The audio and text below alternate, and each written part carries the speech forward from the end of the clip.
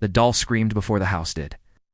Not a child's cry, not a toy's squeak, but a sharp, wet scream that echoed through the rotting hallway as the lights died all at once.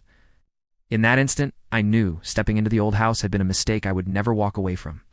The house stood at the edge of a forgotten American town. It's abandoned since the 1970s after a series of unexplained deaths. Locals avoided it, whispering that something still lived inside.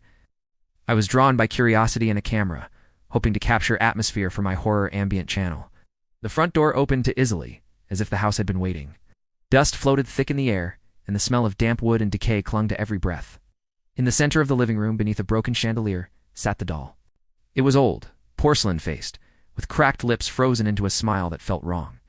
One eye was missing, the other stained dark as dried blood. Small hands were folded neatly in its lap, and despite the cold, I felt heat radiating from it.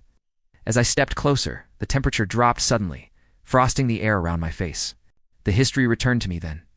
A child once lived here, a lonely girl who vanished without a trace. Her mother was rumored to practice dark rituals, desperate to bring her back. The doll, they said, was the final vessel. As the thought crossed my mind, the doll's head tilted slightly, and the walls began to pulse, as if the house itself were breathing. Shadows stretched unnaturally long, crawling across the floor toward me. The doll slid from the chair and stood on its own, porcelain cracking loudly as something inside it moved. The air filled with whispers, layered voices begging, screaming, and laughing, all at once. I felt hands on my shoulders, icy and strong, forcing me to my knees before the doll. A violent surge of energy erupted, and I understood the truth too late. The doll was not haunted by a ghost. It was a prison, holding a demonic spirit bound by blood and grief. By entering the house, I had weakened the seal. The doll's smile widened as the shadows poured into it, and then into the room, filling every corner with darkness. I ran. The house screamed behind me, wood snapping, walls collapsing, as if angry at my escape. I never looked back until I reached the road, where the house stood silent once more.